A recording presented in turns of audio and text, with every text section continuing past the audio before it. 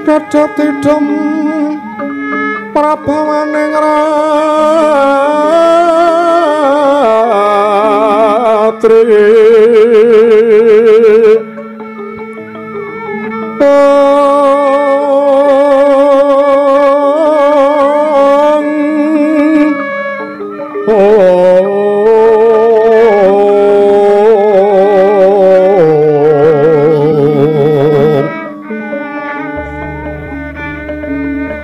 Sasatara wis manjara kawuryan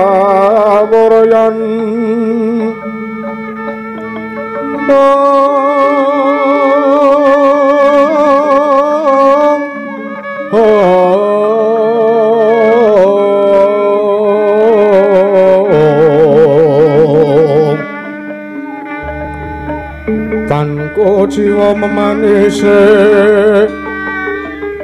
manggap Sri Narteng dalu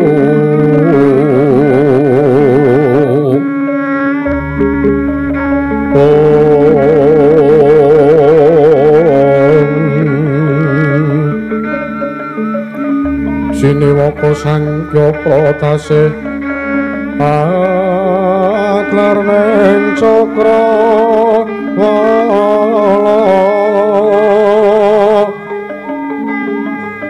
winu latga bangun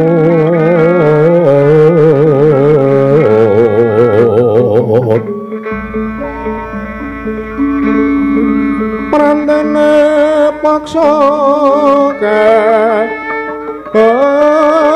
kekan saking kaing taranggono kang sumiwi warata tanpa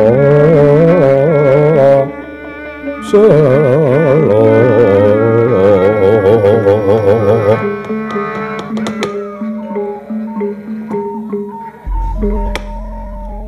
yektine nggone Arjuna ngandhi kelawan Nalagaring Petrapa dene Bagong budal dina sakmengku aku mau ngarep ngandhi supayane Panakawan padha mbatru kelawan lakune Arjuna nggih wikatosipun mangerti ana Nalagaring sira rak ya wis mangerteni dhewe babakan nampuhe kagila-gila kang dadi dayaning pusaka ya pusakaning Sang Prabu Gendra Swalapati kang aran Kyai Candra Wilayang. Nalika semana Kakang Mas Werkudara akuwat nadhahi dayaning Kyai Candra Wilayang. Wekasan nglumpruk tanpa daya temah kapigut dening nalindring pulung gedhah kencana Sang Prabu Gendra Swalapati. Duh. Lah ngaten niku lho Ndara nek mboten kinake pengati-ati niku mengke malah tembe wingkinge malah mboten prayogi. Lah terus sakniki Ndara Werkudara teng pundi? Kakang Mas Werkudara lawan Koko Prabu Puntadewa uga kapigut dumununge ana ngendi. Arjuna dhewe ora weruh nanging bakune wektu dina sakmengko gandeng Koko Prabu Kresna wis budal ngambah Dirgantara. Ayo tak kanthi ngetut kayang-ayange Kanjeng Koko Prabu Ndarawati. Sakmengku ngluruk ana ngendi papane Kakang Mas Werkudara lan Koko Prabu Puntadewa bakal digawa Nalagaring Petrapa dene Bagong. Sarating pandang sumula amadange jroning pasarean kenani madana remu-remu kalingan ngarangan sang tiat manah hengkong sumungkem golek sang kakung rerepa alon wuwu sira paboyayi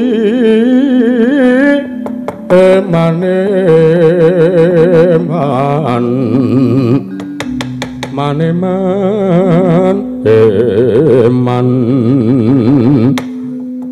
Piratati Branta Yayulun tada orunte ulun tada orunte ngene ngaten benjang menapa anggenipun bidal kula kantun nderek ndara ora ketang sambung obor colok lintang tuminitakan di budal dina sak mengku kala gawe Para sang Arjuna semenara kang kamanungsan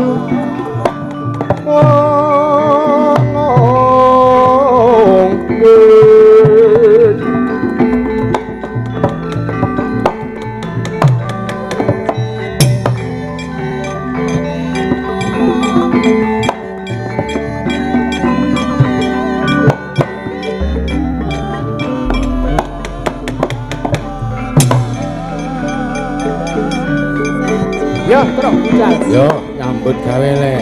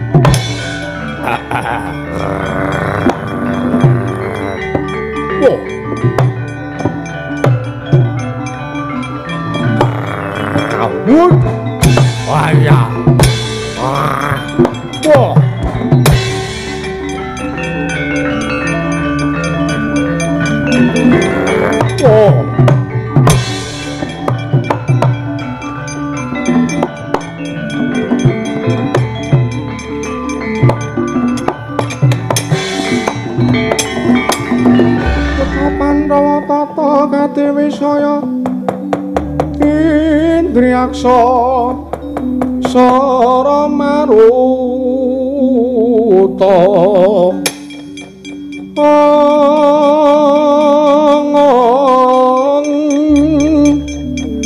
awana pana maragana samirana lan rayan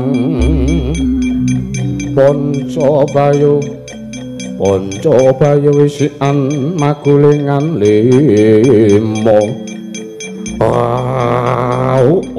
Ratala ana satra bagus ora pangling bocah Sukerta ngaran Raden Janaka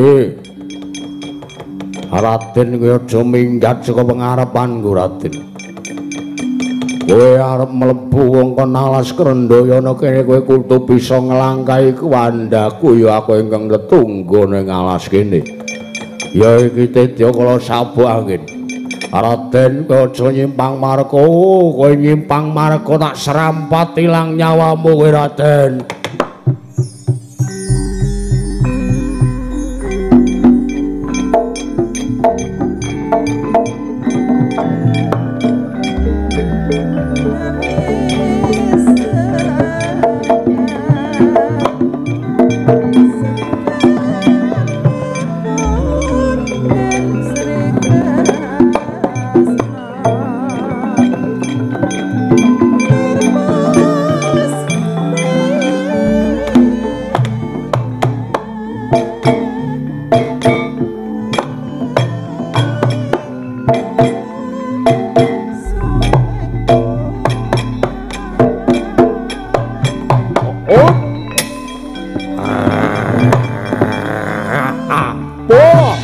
ayah. Waduh. Woi.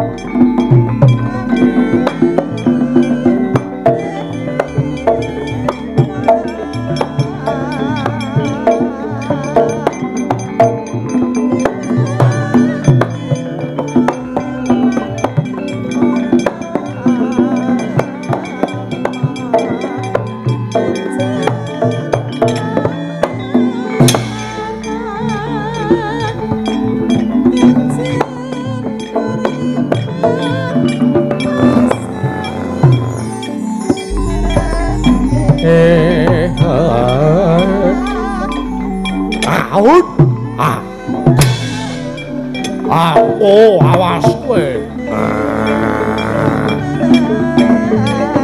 Jomingat. Oh, oh, mati aku. Ayah. Yoi.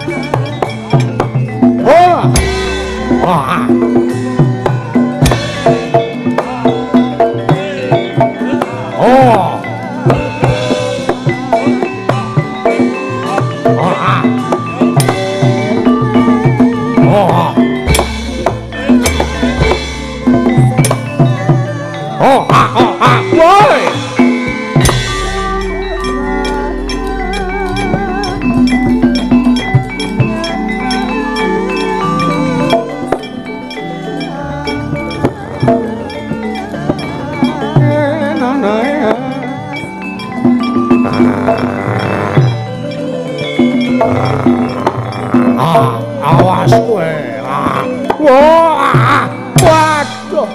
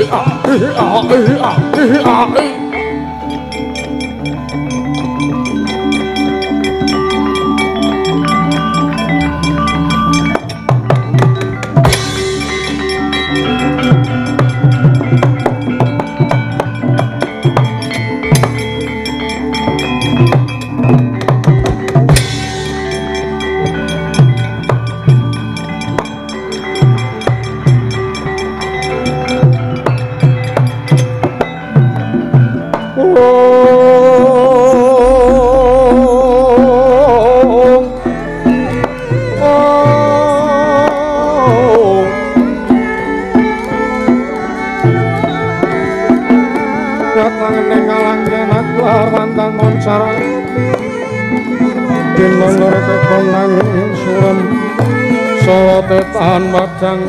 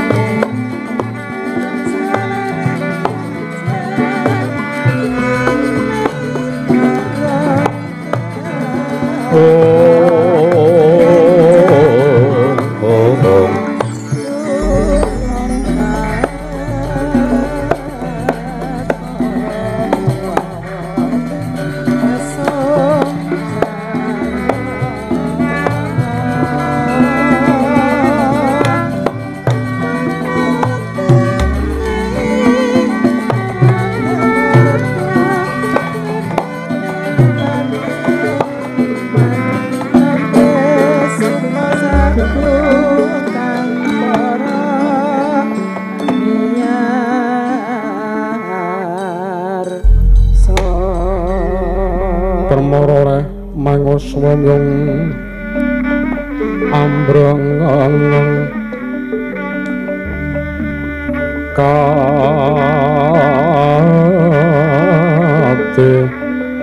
karonaning kaswase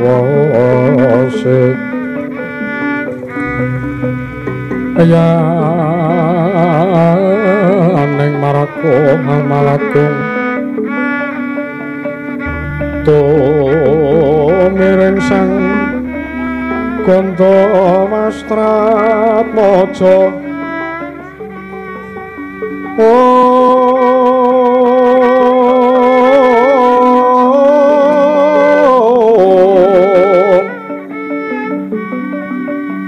umyung swara warayanto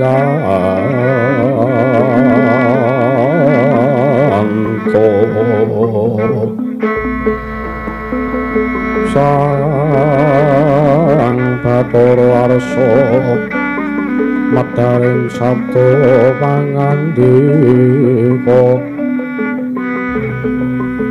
kakyat sira risang kapit parangu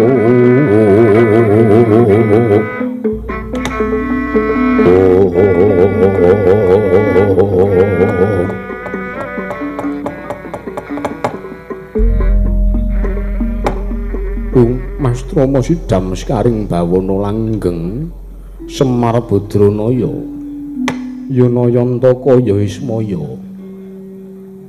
teka horeg madaning kanan ana ing kayiwangan ngundarandir bawana teka jeneng kita ingkang sowan sajak duweni rasa abot sajroning ati kita Nayantaka ana wigati apa pangapunten Bu kula saderengipun kula ngaturaken sembah bekti kula kunjuk wonten ngarsa paduka Sandhaping pepada Paduka Hyang Pikulun sang Hyang padha wenang. Yaya Nayantaka ulun tampa mboya lewat pangestu ulun kebat kita tampani. Nggih. Sampun sanget anggen kawula pundi Pukulun? Ana wigati apa sajak? Pasemon kita katon cawus kang kaya mangkono Semar. Mengke riyen Paduka ngendika ingkang kados mekaten menika napa nyemoni kalih Semar napa ngece kalih Badranaya. Sabab apa jeneng kita matur kang kaya mangkono? Mangke riyen to. Paduka menika jawata tartentu pirsa dhumateng mobah musing lalampanipun titah. Aja kok babakan legetaning ati napa sing ajeng lumadi lan ingkang sampun lumadi Paduka menika sampun priksa Pukulun. Pramila mboten kateges kula pripun-pripun kedahipun Paduka sampun priksa babakan napa sing kula penggalih. Paduka sampun priksa babakan apa sing sakmenika kula rasake. Kula niki mung bingung, kula niki mung gumun. Ning atase ndara-ndara para Pandhawa niku mboten gadhahi kaluputan teka para Pandhawa antuk pacoban ingkang kados mekaten menika. Lupute Pandhawa napa Pukulun? Lupute Pandhawa napa? Kirang sae kados pundi sinuwun Puntadewa sak kadang para Pandhawa gangsal cacahipun niku. Lah kok teka Hyang Pikulun padha wenang ndamel lampan ingkang kados mekaten ngantos para Pandhawa kedarang-darang lelampanipun. Nuwun sewu. Kamangka Pandhawa niku sepisan pun sae luhur bebudene. Ping pindhone para Pandhawa kepengin miwiti inggih menika nggadhahi gegayuhan kepengin miwiti mbangun negari Ngamarta. Lah ingkang dipun bangun langkung rumiyin menika wiwit saking Karang Pradisan. Lah kok malah pacobanipun kados mekaten menika. Nuwun sewu Pukulun, lupute Pandhawa napa? Semar wonten dawuh yen to jeneng kita Anutana ngarsa panjenengan ulun gugat ana ing kayewangan Ngondarandir Bawana. Yektine jeneng kita luput yen to matur kang kaya mangkono. Luput kula nggen pundi? Merga mangkene Semar sejatine ning alam padang iki antarane pacoban sartane kanugrahan bakal sumanding. Yen to Pandhawa duweni gegayuhan kamangka gegayuhane luhur ing mengkono yen to gegayuhan mono kelakon bakal ngembet marang katentremaning wong sak praja negara Ngamarta. Mesti wae pacobane uga ora bakal enteng sartane pacobane mboya bakal gampang diliwati dening para Pandhawa. Mesti wae abot pacobane sartane mboya saben titah ingkang bisa nglakoni apa kang dadi pacoban luwih-luwih gegayuhane para Pandhawa kuwi luhur. Lah nggih ngaten. Ning lupute Pandhawa napa? Nayantaka wonten dawuh yektine para Pandhawa bisa lulus sartane mboya bisa lulus saka pacobane kuwi mung gumantung saka pamonge. Kamangka pamonging Pandhawa kuwi sepisanata Ndrawati, Prabu Sri Bathara Kresna ya Sri Wisnu. Ping pindhone pamonging Pandhawa kuwi mboyana kejaba amung jeneng kita Semar Badranaya. Yen to jeneng kita tansah lair lan batin gemi setiti sartane ngati-ati anggon kita momong kelawan para Pandhawa. Yektine para Pandhawa uga bakal lulus nampa pacoban iki. Nang yen to antaraning jeneng kita utawa Ninata Ndwarawati yen to duweni rasa ingkang ora mboya lair batin kelawan para Pandhawa. Yektine ya sing gedhe pangapura kita Semar. Yen to pancen kudu pinesti lelakone Pandhawa bakal kalah sartane mboya kuat ketunggon pacoban sartane kanugrahan Semar Badranaya. Mareka den prayitna samurires eka balik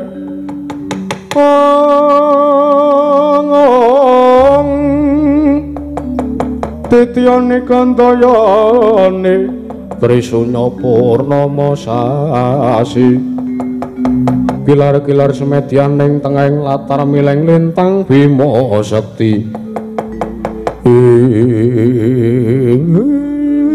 Ambel kekek satulita lae nggih pukulun.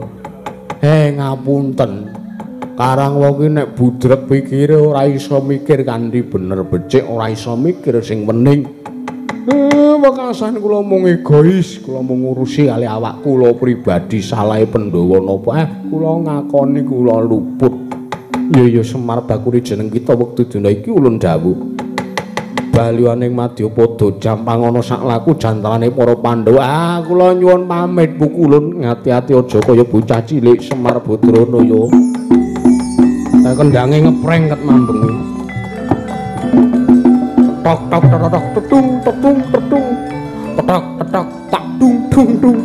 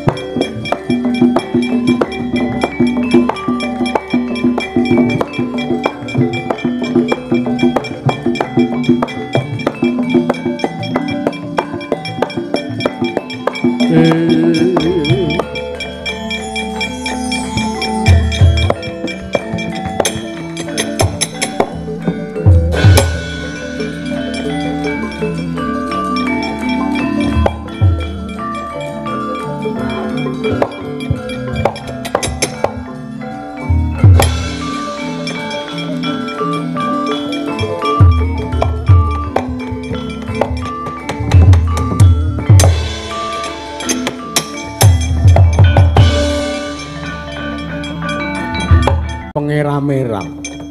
Aku ngliwati sak dhuwure wewengkon Wanakrendayana. Lah kok ora pangling.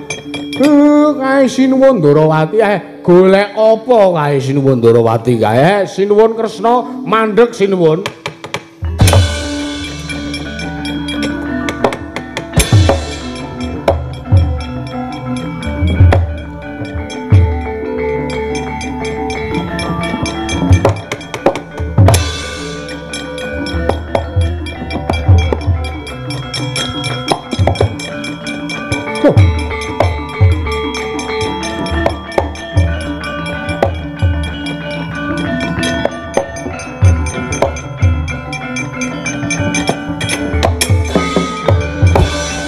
Mangka anggro sesumbar mawa lendho bumi konjing kumaludu kuntur ketuk Kakang Semar lah kok teko nyandhek lawan lakuku Kakang mengkene yen kula niki nembe kemawon sowan saking ngersanipun Iwang Pikulun padha wenang lah kok mangertosi sampean miber sampean terbang teng sak nginggiling Wanakrendayana niki enten napa sinuwun? Sampean pados napa? Kakang Semar wonten dawuh. Apa Kakang Semar ora ngemuti lakon nalikane Prabu Gendraswalapati? Mikut kelan adiku sak loron ya kuwi Yayi Prabu Darmakusuma sartane Werkudara. Lah nggih kelingan. Nalika semono aku wis kepareng niti priksa sartane nututi kelawan playune Prabu Gendraswalapati. Jebul timune Prabu Gendraswalapati nggawa Werkudara lan Yayi Prabu Darmakusuma dipapakake ana ing sak madaning Wanakrendayana. Lah terus niki pripun Kakang Semar? Wonten dawuh. Sawangen kae Werkudara lan Yayi Prabu Darmakusuma ditinggal nanging kae yen to ora disawang kanthi permana jati ora bakal ana sing mangerteni yen to Werkudara lan Yayi Prabu Darmakusuma dikunjara ning kono kae Kakang. Engko dipriksa sinuwun.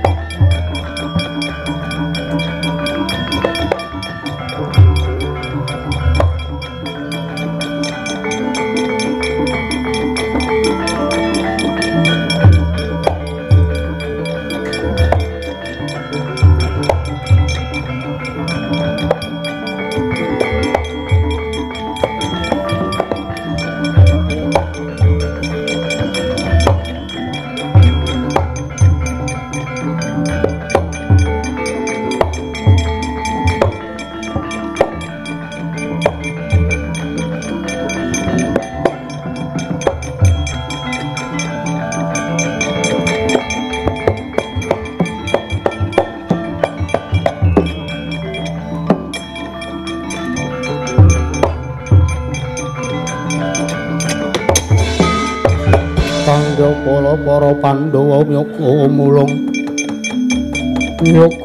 mangung siring prasata Kurawa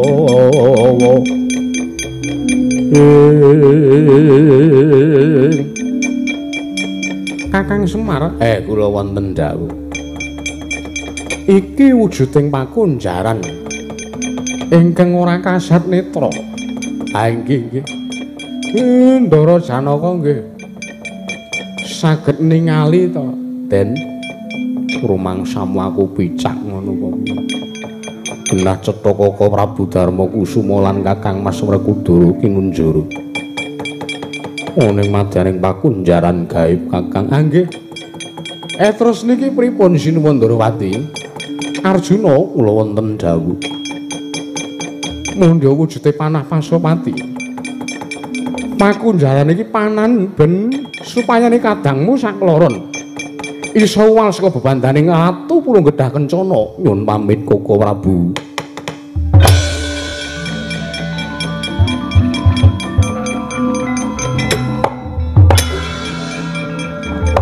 atos-atos Ndara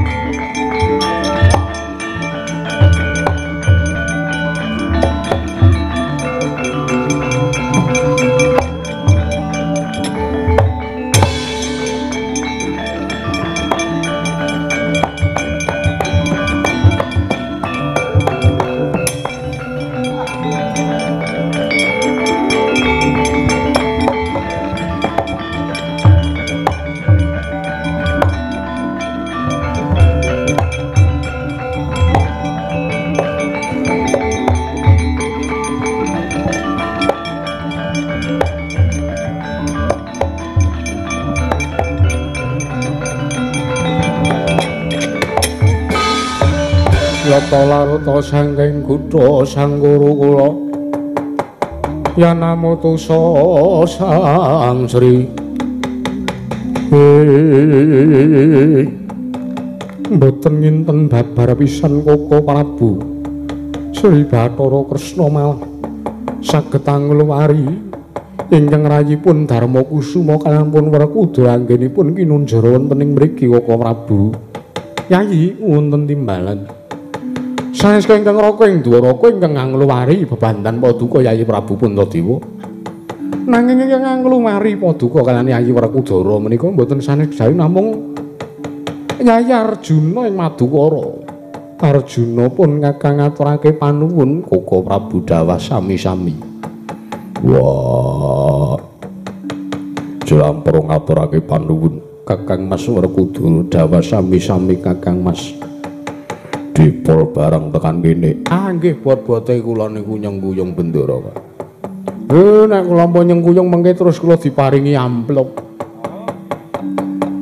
Nyambut gawe kelase nek amplope nggih sak isine. Koko Prabu Ndarawati menika kados pundi? Yayi, kula wonten maring dawuh. Samangke Paduka Yayi Prabu Puntadewa kapurih kondur wonten ing Padukan Karangkadempel. Sareng kaliyan Yayi Werkudara menapa dene Dimas Arjuna ing Madukara. Mekaten Koko Prabu nggih. Yen mangkono Dimas Arjuna ayo tak derake bali mring Karangkadempel. Merga ndak rasa ora suwe meneh bakal kelakon nggone para Pandhawa miwiti mbangun negara Ngamarta. Ayo jlamrong tak derake Koko Prabu lan Kakang Mas Werkudara monggo.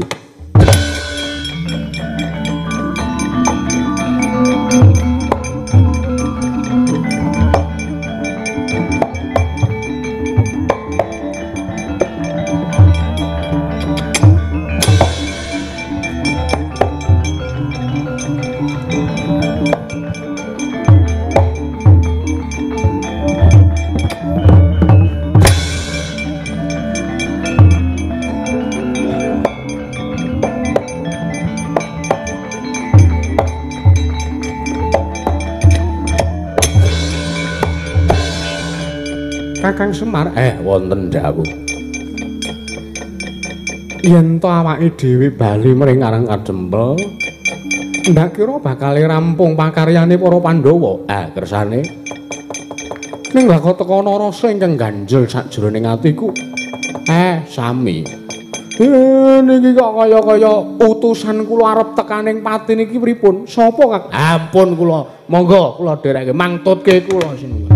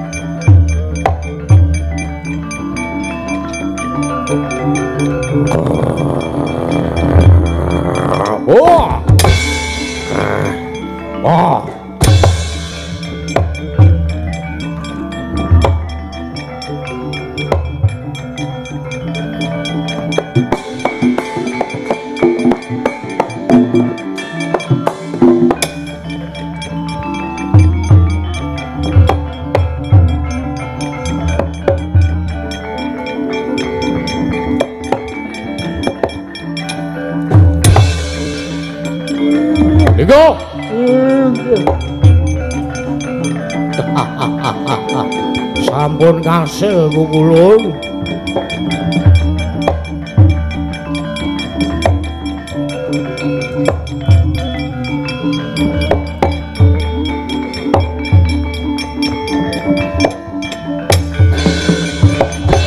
Kutha Pandhawa tata Katiwisaya Indriyaksa Sara Maruta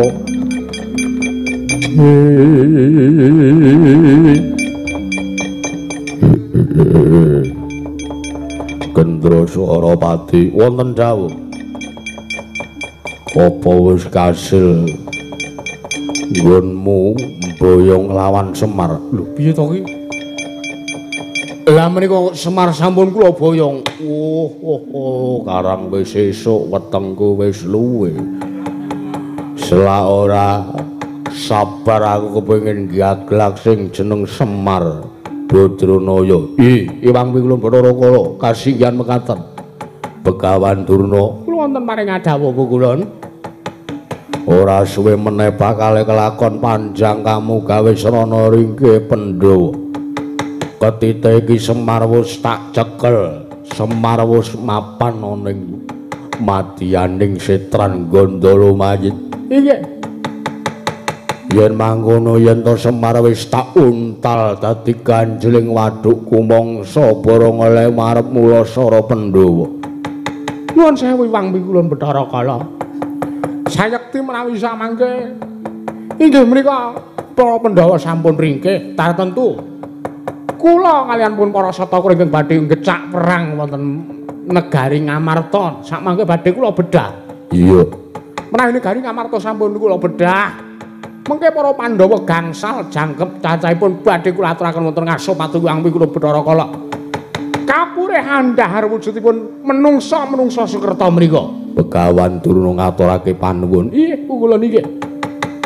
Yen mangkono Semar Bathara Kala dasar kepara nyata.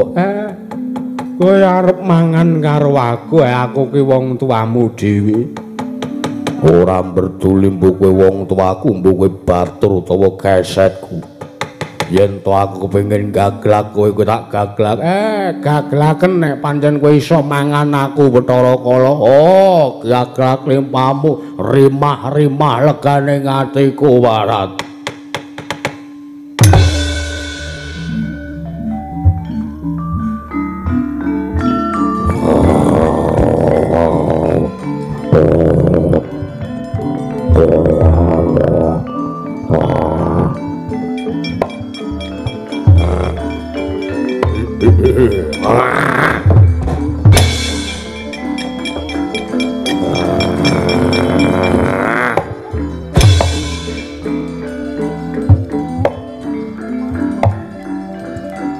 Paduka menika napa? Ngendhokke setut. Benamotoka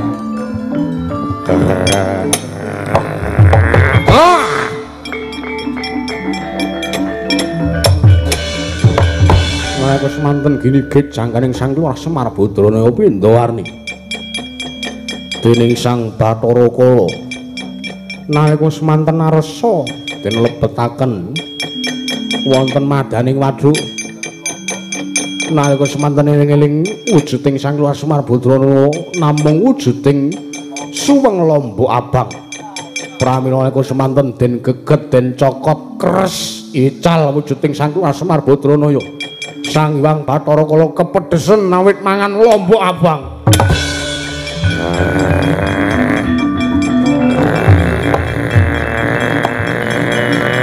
Wah, edan. Lagi piye to kowe?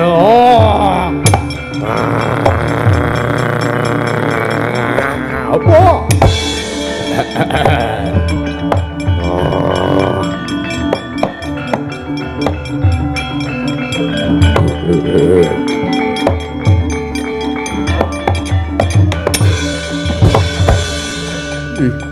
Kados pundi pukulun menapa sampun klambangken paduka ndhar Kyai Semar Badrana kelakon mangan apa wah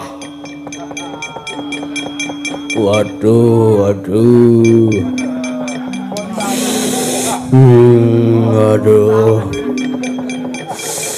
tak kon nyekel Semar malah mbok tukoke bon cabe wae karepmu kepiye lho menika wujudipun Lurah Semar Badrana wujude Semar apa nyatane tak cokot jianggane tukel tel sirahe ilang saragane malah dadi wujude lombok jebul aku nyokot lombok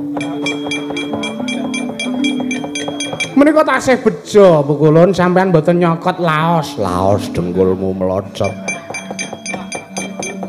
mangane kula niku bola-bali nyokot laos kula kinten iwak jebul tinemunipun oh kados pundi menika Begawan Durna sing tentrem aku ngrasa yen to Pandhawa oncat saka pakunjalane aja minggat tak gaglak dadi ganjling wadhukku barat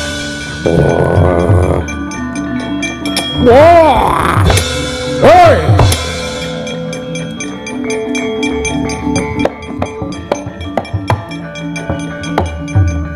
kowe iki kepiye?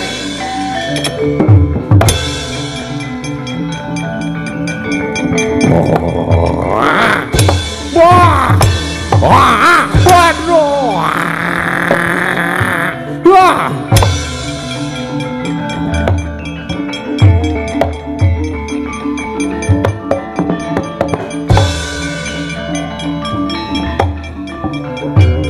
Weh, lara apa to? Mareka den prayitna semuri reseka balik Kakang Semar pripun pangling ora karo wujudan kae mestine nggih mboten Bathara Kala jebul tinemune ingkang dadi perkara kabeh iki sakaya mangke nek lha nggih pun diruwat mawon sinuwun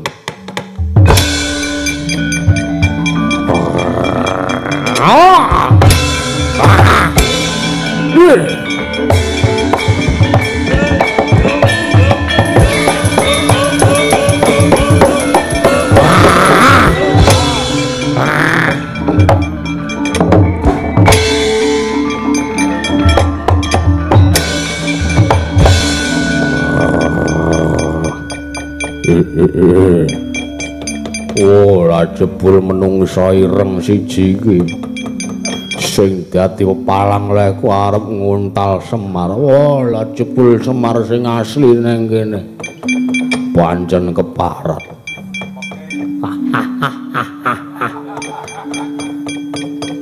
modar wong nek niate ora apik syukur mangan bon cabe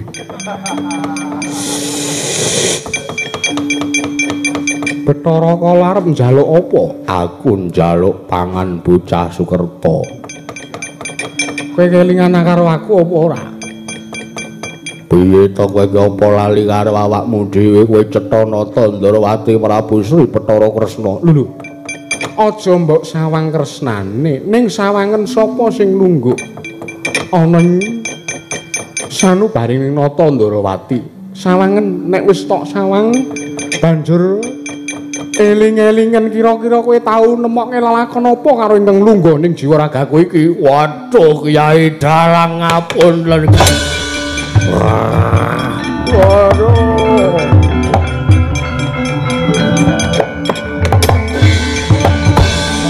Kyai Dalang Kandha Buwana. Kula nyuwun pangapunten. Sapa muni sarung? Muni sarung apa? Dari wau Kandha Buwana. Bathara Kala. Walah. Kandha Buwana Petruk. Wah. Nggih ngapunten kok ya. Kyai Dalang kula nyuwun pangapunten. Bali. Inggih. Nek ora bali kowe tak ruwate ning kene. Ampun, ampun. Panas Kyai Dalang, panas. Bali Bathara Kala ketek. Ora berak wacake ayat meja. Ayat meja ki apa enak? Ayat kursi. Ayate diwaca kursine bandem kendi asih. Inggih, inggih Kyai Dalang nyuwun pangapunten. Kyai Dalang ampun kena. Ora ana wong apa-apa kok omah. Rumangsane kok ora. Iki sing napa ngubup-ubupe masalah. Iya bakal enggak. Duyuhi mawon niku kupinge niku. Bathara Kala bali. Inggih Kyai Dalang. Kula janji kula mboten badhe ganggu dumateng para Pandhawa malih Kyai Dalang.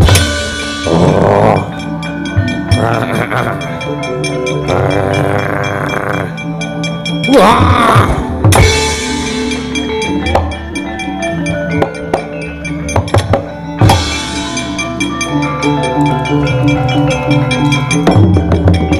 Wis sik. Repoti yo. Yo, Gong. Yo.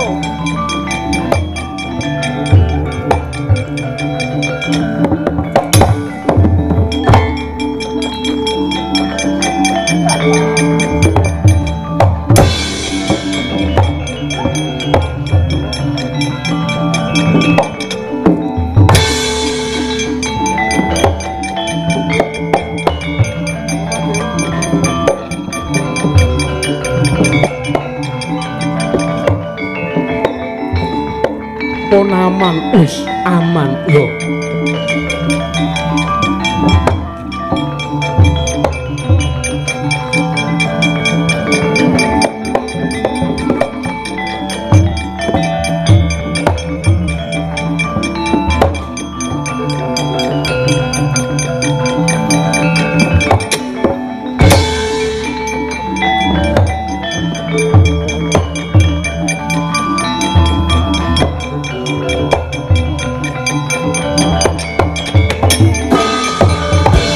Kancing langit kelap-kelap katon lir kenjang alis risang mawe gandrung saparan kula kinten para Pandhawa sampun sami lulus anggenipun nglampahi pacoban ingkang awrat menika sinuwun. Iya Kakang Semar aku ngaturake panuwun kabeh iki yen ora saka pambiyanture Kakang Nayantaka ndaki ora bakal kelakon. Pandhawa bisa wal saka pacoban Kakang. Inggih. Lah sakniki monggo pripun le ajeng miwiti mbangun negari Ngamarta niki? Menapa wonten perubahan napa tetep sesuai kesepakatan ingkang dipun bangun Karang Kadempel langkung rumiyin? Merga sampean sampun ngendika nek Karang Kadempel niki sing iso ngangkat derajate negara Ngamarta. Kakang Semar aku mung kari manut.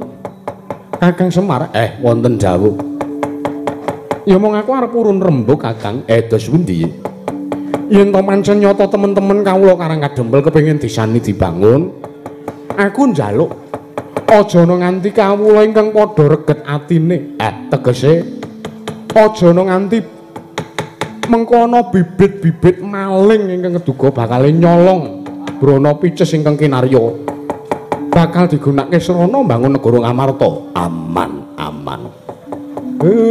Selama Lurahe Semar Karangkadempel bersih dari korupsi.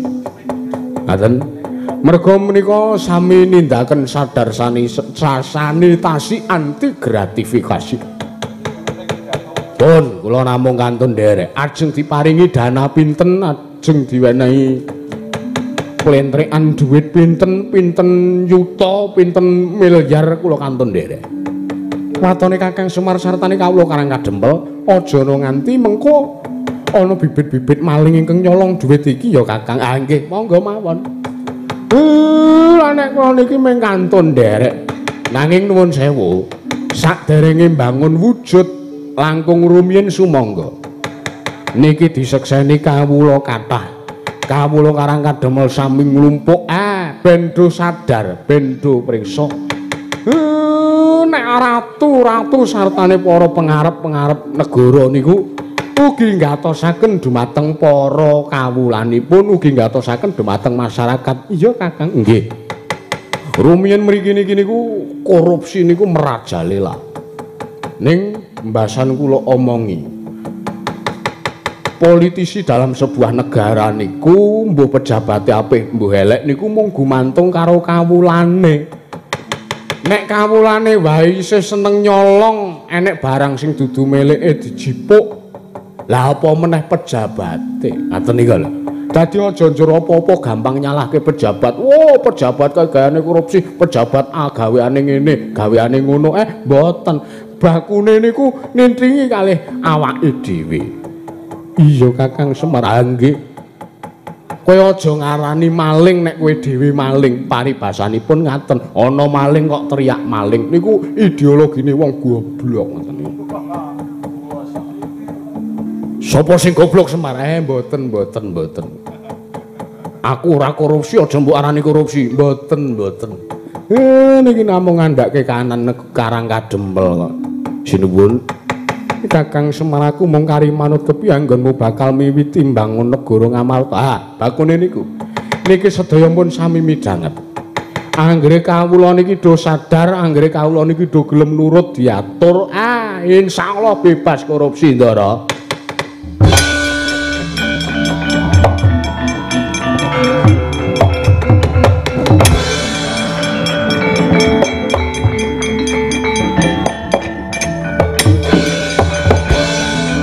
Sumeplong rasane atine Puntadewa.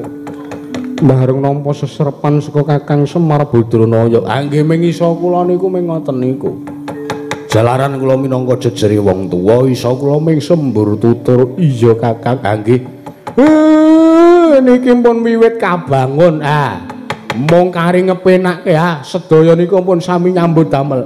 Kantun ngresiki nika retu nika Begawan Durna kajenge disapu kalih Ndara Werkudara.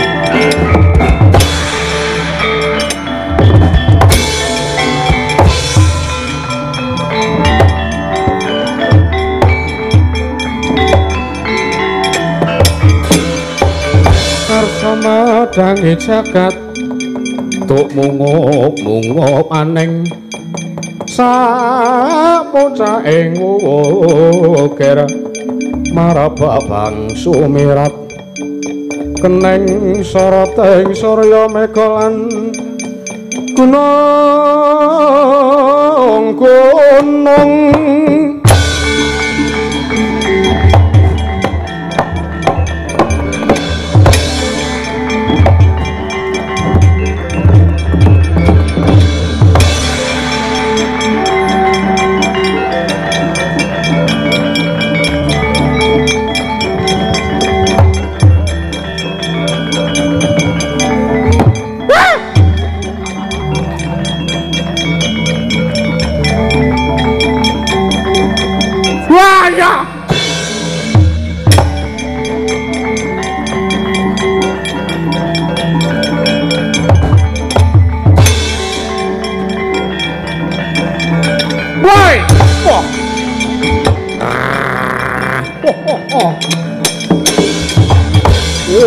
Warat.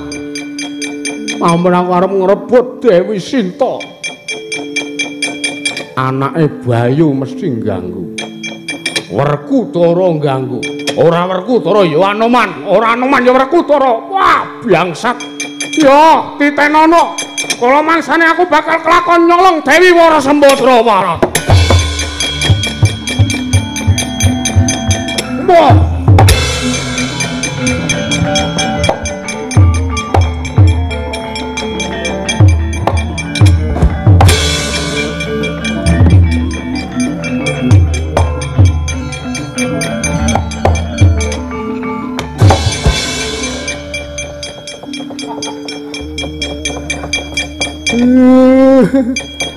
Purna gatining lelampahan. Dipol ya nggih. Purna. Oh. Iya. Sedaya kalepatan kula nyuwun pangapunten Ndara Werkudara. Sak gaduk-gaduk kula minangkani dawuhipun sinuwun Puntadewa ingkang mapan wonten ing perantauan ingkang sakmenika kundur. Dipol kakangku ya nggih. Nyuwun pangapunten sedaya kalepatan. Mugi-mugi sak pengker kula sak rombongan wonten mriki sedaya warga masyarakat ing Laladan Wotawati ingkang mapan wonten perantauan utawi ingkang mapan wonten ing griya tabon mriki mugi-mugi sedaya tansah pinaringan gangsar lancar wilujeng sembada kang sinetya jumbo kang kinaya basuki kang kaestu rayu kang kaestu kecandhak apa kang dinoyak lan mugi-mugi pembangunan infrastruktur wonten ing dusun Wotawati enggal-enggal rampit sedaya wekasan para wisatawan ingkang penasaran dumateng mriki ing kepengin ngangsu kawruh bab kabudayan lan menapa kemawon wonten mriki saged bermanfaat Ndara. Yo Dipol kakangku ya. Nggih. Kejawi saking mriku wong janjane niki nek dereng finish niku nggih dereng angsal wonten wisata ingkang mlebet ning gandeng pun viral. Nggih mboten napa-napa. Gusti niku nuduhke dalane werna-werna. Kakean cangkem.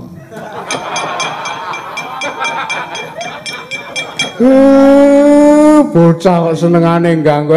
Matur sembah nuwun. Slamet to sing nanggap, slamet to sing ditanggap. Wis apa urung? Wis tancep kowe kene barang kok sing matur nuwun, Ndara.